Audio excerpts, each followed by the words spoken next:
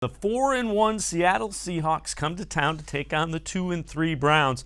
Now, Seattle has beaten the Bengals by a point, the Steelers by 2 points, and they're coming off a 30-29 win over the Rams on Thursday. So a little bit of extended rest. But Pete Carroll, Russell Wilson, and the rest of the Seahawks don't sound like they're taking these Browns lightly at all. Looking at a new team to us and a new staff and new players and all that is a challenge for us. We got to figure them out and figure out how we're going to go about it. But it's another big opportunity for us to come back and try to play championship football and see if we can find a way to go on the road and do it again. I'm really excited about the challenge of it because of the last couple times we went out. I really liked the way our guys played, and I'm hoping we can recapture that mentality and the juice that it takes to go play in a really rugged stadium, tough place, great fans, the whole thing, and so we're going to work hard to get up for it. What do you know about Freddie Kitchens, and have you guys crossed paths? No, I just kind of know a little bit of track record and all that, and he's been in some really good places with some really good coaches. I've thought really highly of him, and guys that I respect and all that, and he's obviously a terrific ball coach. What challenge is Myles Garrett? He's about as much as you can get, you know. He's a terrific athlete. He's got great speed and burst and flexibility to bend and get off the ball and then get on around the corner. He's off to a great start. He's got 7 sacks. He could have had 10 at this point, so he's maybe more. He's real legit. With such an emphasis on stopping the run, how much of a freak is Nick Chubb to watch on film? He's a fantastic player. You know, we loved him in the draft coming out, and we interviewed him, you know, in our room and made sure we knew who he was. And he's a fantastic kid too. You can see why he's tough and a leader, and he has all the character in the world. And so you're going to see two guys run the ball pretty hard this weekend. It'll be pretty fun to watch them match up. How is DJ Fluker? Well, Fluke's got a hamstring that we're working on. He can't practice right now. He's not ready to go.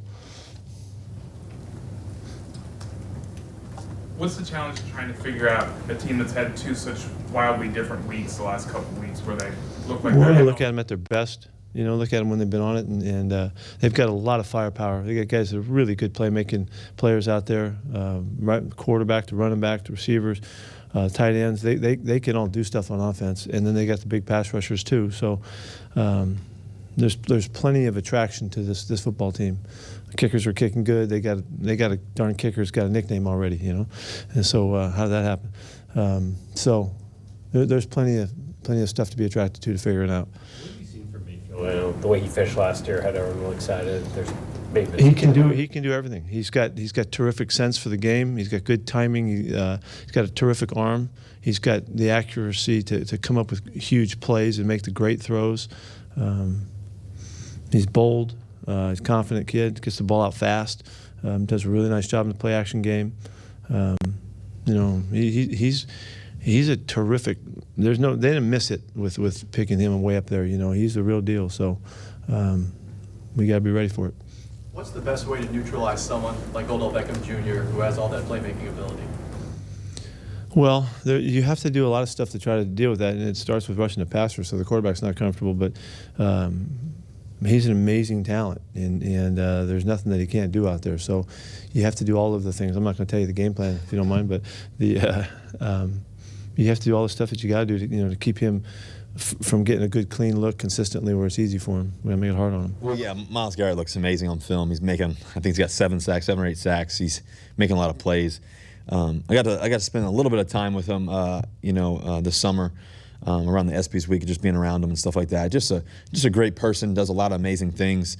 Off the field, obviously the player on the field, he's a superstar, but off the field, all the things he does, I know he's really kind of the leader and help leading Water Boys and all their things they've been doing and just community stuff. And so he's just a great overall player, great person. So we're expecting him to bring his best for sure. But when you have a player that is so big, Russell, like Myles takes up so much space, just kind of what are the keys going against a guy like that versus any other great pass rusher? Well, he's not just big; he's athletic. He can really run. You know, I remember watching his combine and seeing this guy run. It was crazy. Yeah, we got to be aware of where he is. I think we've played great players like him before. You know, you put him in the bunch of guys like Khalil Mack and Von Millers of the worlds, and he's younger, obviously. He hasn't played as many games as those guys have, but he's that caliber of an athlete for sure.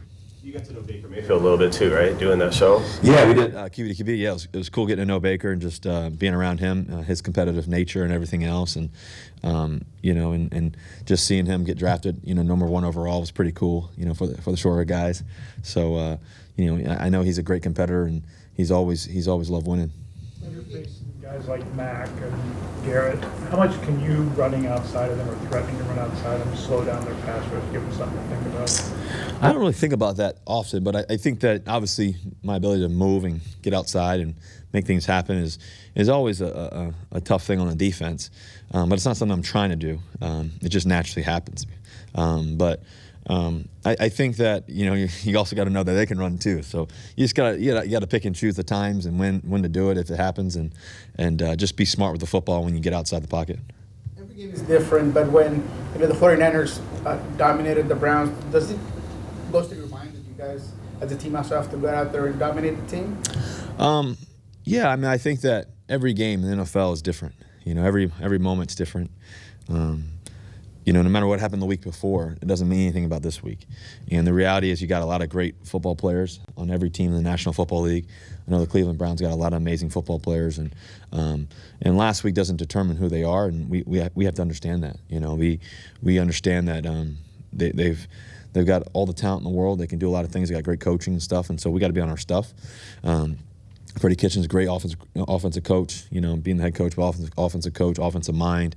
They have Steve Wilkes, great defensive coordinator, who's done a lot of amazing things over his time in terms of calling plays, and I've seen him a bunch of times over the years, and from Carolina to Arizona and now with the Browns. And so we have to be prepared, and we're going to be prepared. We're excited about that. We've had a great week so far. We're locked in and loaded. I think that their game on Monday night, it was a tough one because they started off, so poorly. That's the thing about this game. You got to start off right. You got to, can't give the ball away. And I think that's why they struggled in that game. I think the game would have looked a little different if that wasn't the case. What stands out to you about Baker Mayfield when you see him on film? Competitor. He is a competitor. And a lot of things he do is, I would say unconventional is the word. He's not like a traditional drop back quarterback. He makes a lot of plays happen. He's similar to Russ in a sense, scrambling, making plays, quick passes.